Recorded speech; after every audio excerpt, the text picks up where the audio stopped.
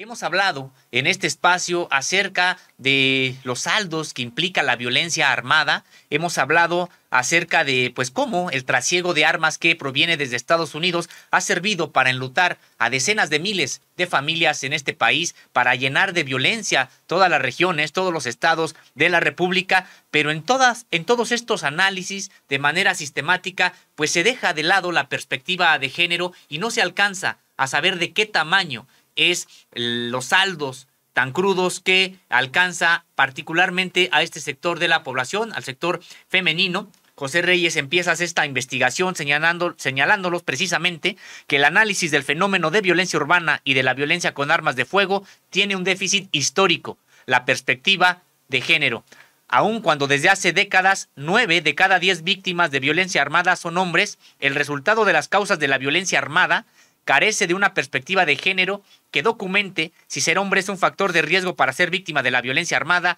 y para ejercerla. Advierte esto la maestra Magda Cos. Pues, José Reyes, ¿cuáles son las claves? ¿Qué es lo que encontraste en este reportaje que nos estás presentando y que además la audiencia puede encontrarlo en www.contralinea.com.mx? José Reyes. Así es, Osimo Camacho. Tuvimos la oportunidad de entrevistar a Magda Cos, maestra en Sociología por la Universidad Nacional Autónoma de México. Ella presentó un análisis, un legajo de unas 150 páginas, denominado Control de Armas de Fuego en las Ciudades, Respuestas con Perspectiva de Género. Básicamente, la tesis central del documento refiere cómo históricamente el sistema económico predominante, centrado precisamente en el mercado y el consumo, produce diversas formas de violencia. Sin embargo, estas ponen en evidencia la falta de tomar en cuenta la violencia de género, en donde pues ya es común, digamos, en las sociedades patriarcales, prácticamente ya desde hace pues milenios, ¿no? Desde que se instauró el derecho paternal en la segunda fase de la barbarie, de acuerdo con el análisis que hace Federico Engels en El origen de la familia, la propiedad privada y el Estado, en este estadio del desarrollo de la humanidad se describe cómo previamente había un derecho materno en donde las mujeres predominaban en la sociedad y dictaban desde lo que ocurría en la casa hasta lo que ocurría en la sociedad, incluso dictando leyes. En este sentido, y volviendo a nuestra época, Magda Cos refiere y va dando cuenta, va desmenuzando poco a poco cómo finalmente exacerbada la violencia, sobre todo en las últimas 2 décadas a raíz pues de la violencia que se generalizó no solo en México, sino prácticamente en Latinoamérica y en algunos lugares a partir de varios hechos de violencia y de guerras en varios estados del mundo. Los que mueren finalmente son hombres, son sobre todo jóvenes de entre 35 y 45 años en su mayoría, pero estos fenómenos y los que han analizado los mismos casos de violencia en estas sociedades dejan de lado qué sucede con las mujeres. ¿Por qué no se toma en cuenta que finalmente existe ella le denomina un factor masculinizante, en donde la predominancia varonil sobre el ejercicio del poder y digamos, la marginación de la participación social de la mujer, no solo en aspectos laborales, sino de toda naturaleza, a partir precisamente de la dominación del hombre en el ejercicio del poder. ¿Cómo es que la violencia de género pues ha dejado estragos sumamente importantes en este sector de la población, sobre todo en mujeres, en niñas e incluso ella sostiene en adolescentes, de tal manera que esa masculinidad hegemónica ha venido predominando en los últimos tiempos en crimen organizado, en pandillas, en donde incluso prácticamente han sometido a poblaciones enteras bajo su férula. Habla precisamente de cómo este fenómeno se concreta aún más, con mayor intensidad, en las colonias y en los pueblos marginados, en donde pues finalmente no existen ni los servicios ni los espacios públicos como digamos, raquíticamente existe en las ciudades, etcétera, pero y cómo aquí es donde más dominan las pandillas y donde el crimen exacerba no solo la violencia, sino que a tal grado de tal dominación que ejerce, que incluso ha llegado a, a ejercer y a tomar el control político y a veces económico en algunos municipios, y todo esto, por supuesto que lo involucra en enfrentamientos con otras organizaciones, y es ahí donde precisamente se produce este fenómeno a lo que ella le llama la violencia de género, que permanece al margen de estas masacres comunitarias, socio. Así es, estamos viendo, de acuerdo con lo que podemos observar en tu texto, José Reyes, que pues sí, las principales víctimas de la violencia con armas de fuego son hombres, pero precisamente esa violencia es ejercida por otros hombres. Es decir, en términos generales, son los hombres los que utilizan, explica la investigadora Magda Cos, son los que utilizan como un factor masculinizante que exacerba o que aumenta la potencia que buscan los hombres para cumplir con el ideal de masculinidad hegemónica. Es decir, es muy raro, por supuesto, que llegan a ocurrir casos, pero en realidad son excepciones que confirman una regla, que las mujeres utilicen las armas de fuego para asesinar a otras personas, en el caso hombres o mujeres. El asunto es que la mayoría de las mujeres que también son asesinadas, que son víctimas de armas de fuego, pues generalmente son agredidas por un hombre. Eso es lo que también ha quedado al descubierto, digamos, con este tipo de investigaciones en las que se señala que las armas pues vienen a reforzar desde el punto de vista cultural una situación de afirmación, de masculinidad para el propio género, pues sí, por supuesto, masculino. Y en ese sentido, José Reyes, la investigadora, tuviste la oportunidad de platicar con ella, que tiene ya trabajos muy interesantes sobre este asunto, pues sobre es que si te dijo si hay la posibilidad de cambiar esta situación en el sentido de cambiar precisamente el ideal de masculinidad por uno menos violento, que no reproduzca este tipo no solamente de discursos, sino de hechos que terminan afectando a los propios hombres, pero también de manera muy importante a las mujeres. Así es, Ósimo, le preguntamos precisamente la inquietud que me acabas de expresar, y pues ella considera que mientras no cambie, digamos, las condiciones materiales de existencia de las poblaciones en las que están sumergidas, y cuya distintivo general es precisamente la violencia y el agravio que esto ocasiona en el género, en las mujeres y en la comunidad lésbico-gay, entre otros, pues ha ocasionado que mientras no cambien estas condiciones, difícilmente va a modificarse la situación de violencia que padece este importante sector de la población, que en el caso de México representa más del 50%. Un elemento que destaca la maestra Maura Cos en la entrevista, ella dice que su análisis refiere cómo la mayor parte de la violencia se concentra en los hombres, porque ellos constituyen la mayor parte de las Fuerzas Armadas en las milicias, las policías, los cuerpos de seguridad privada y los grupos criminales. Ellos son los que usan esas armas de manera organizada. Eso, dice la investigadora, nos conduce a pensar, a comprender las razones de género que los lleva a pertenecer a estas estructuras. Sumado a eso, ella refiere que las condiciones de pobreza, marginación y abandono en que se encuentran, sobre todo los barrios marginales que van creciendo en torno, los guetos, digamos, en el entorno de las ciudades metropolitanas, no solo en México, pues, sino en el mundo, en la manera en cómo se van construyendo, sobre todo en el mundo subdesarrollado, en Latinoamérica y el Caribe, en África, este comportamiento machista, este comportamiento del uso de la violencia, se hace más explícito y más, digamos, más violento, más trágico, pero esto, ella resalta, no se nota, pues, de esto no hay cuenta ¿Por qué? Porque precisamente los medios de comunicación, el ejercicio de la burocracia en el Estado, todos están, digamos, involucrados, perdón, y centrados en atender los conflictos armados entre hombres sin observar las secuelas en donde ya existe un alto porcentaje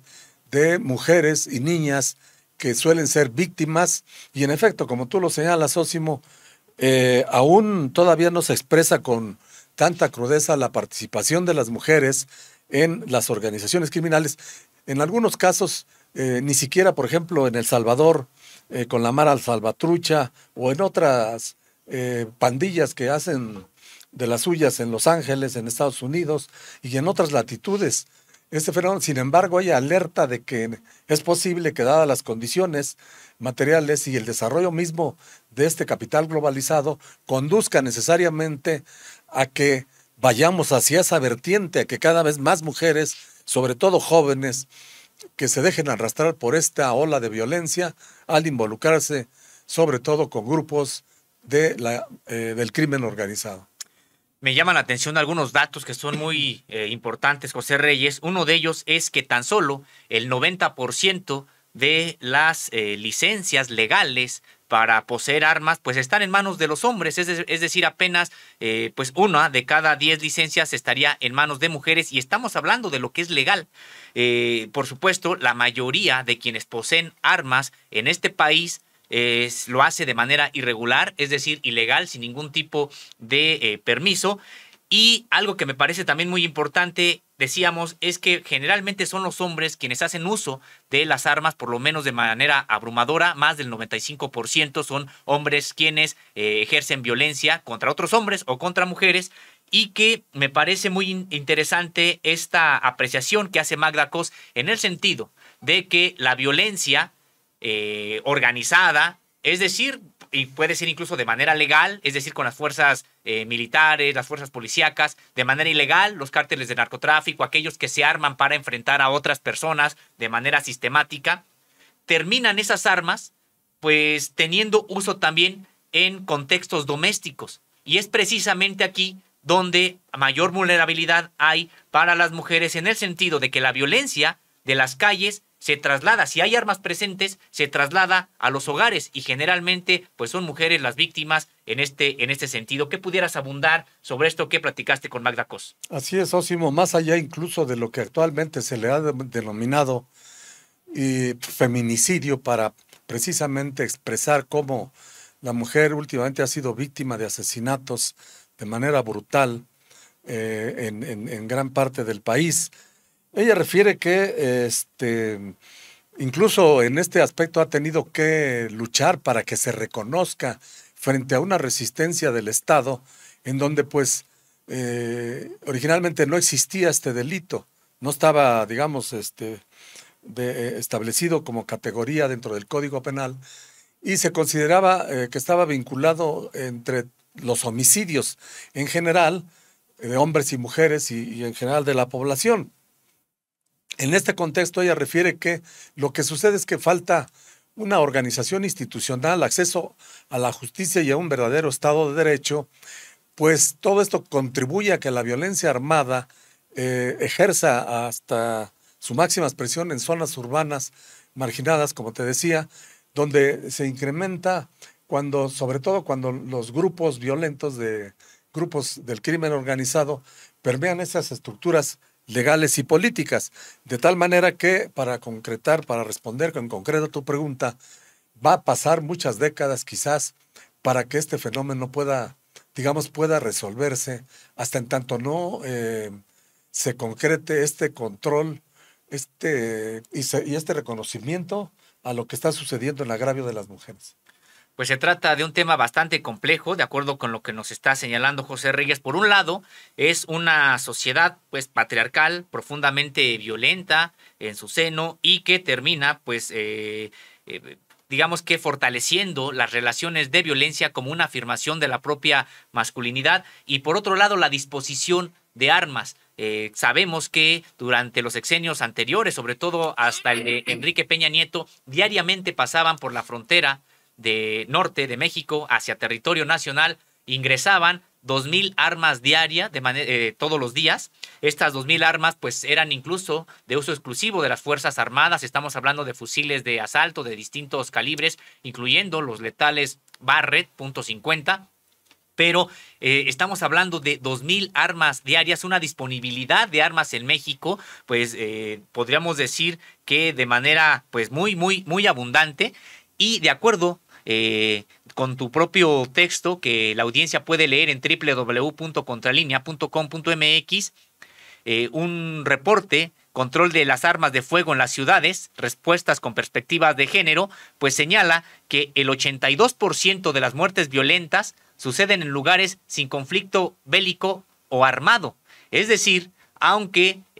la mayoría de las armas que ingresan a México podrían tener como motivo principal el enfrentamiento entre los cárteles, pues terminan afectando por la disponibilidad, simple y sencillamente porque hay armas a la mano, pues terminan afectando otros espacios que no necesariamente son las calles ni los lugares de enfrentamiento entre este tipo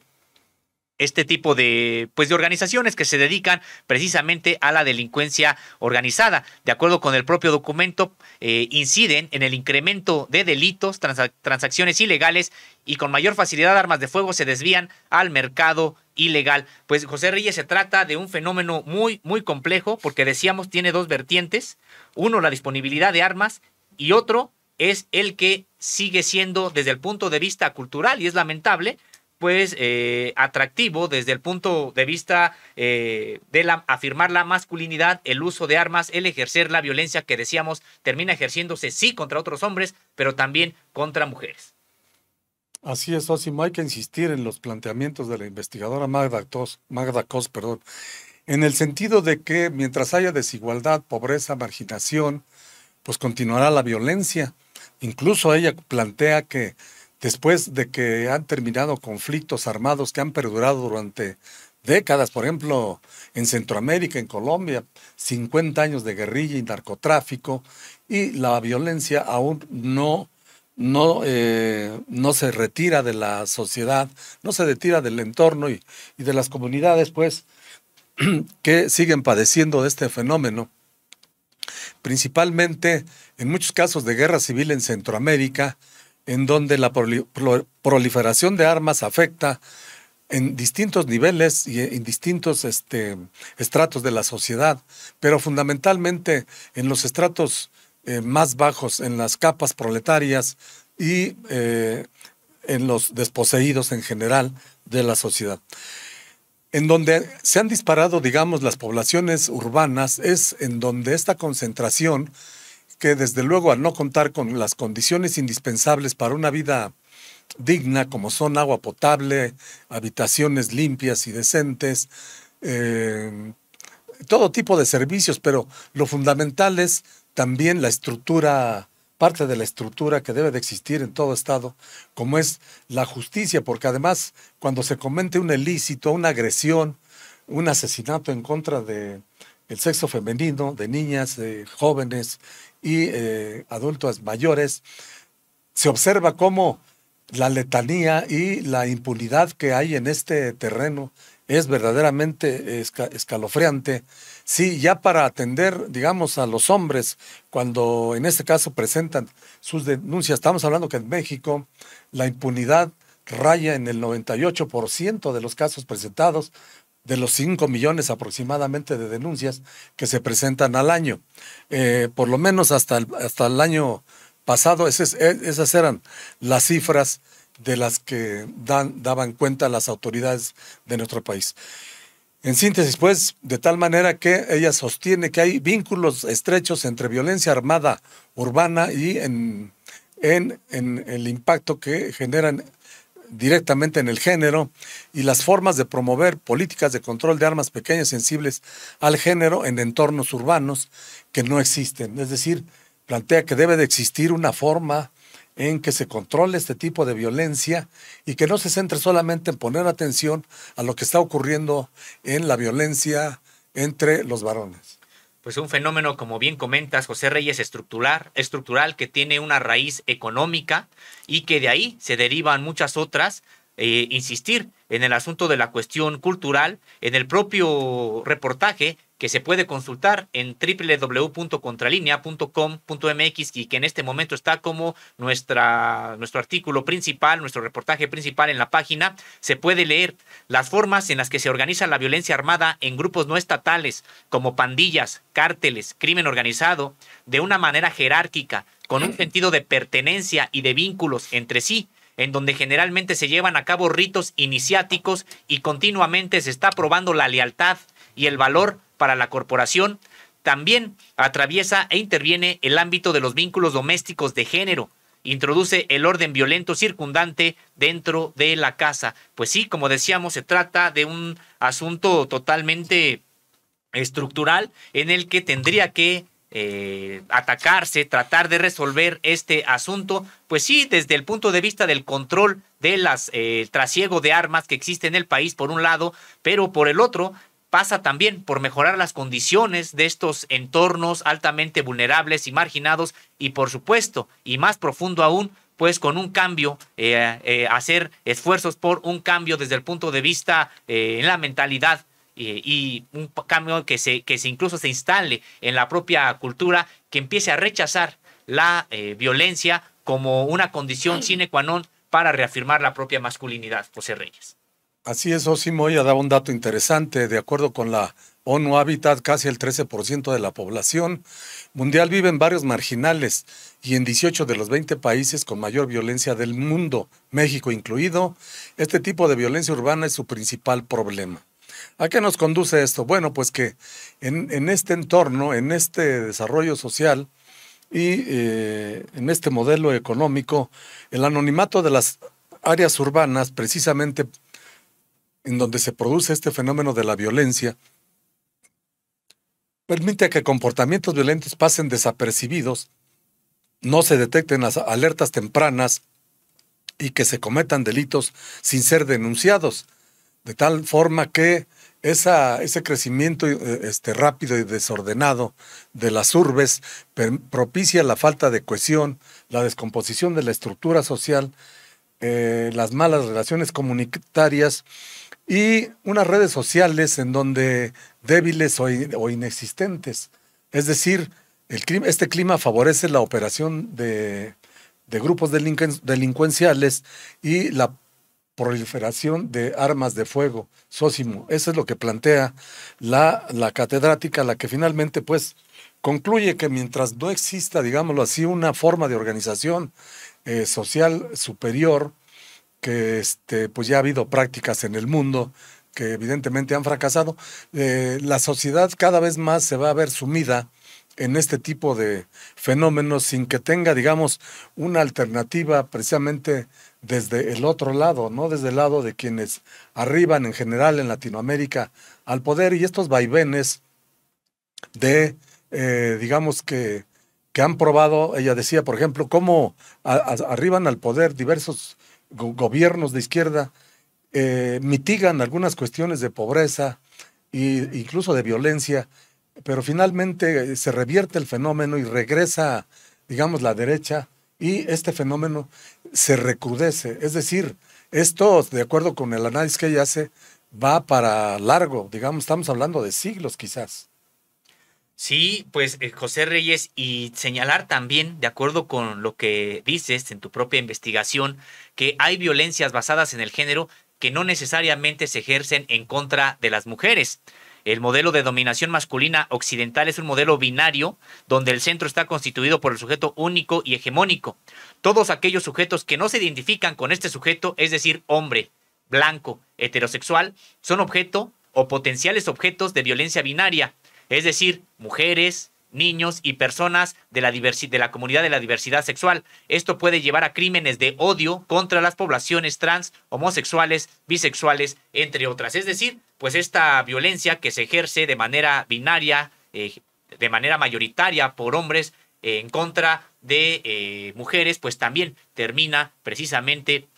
cometiendo crímenes por cuestiones de género contra las personas de la comunidad de la diversidad sexual. José Reyes. Así es.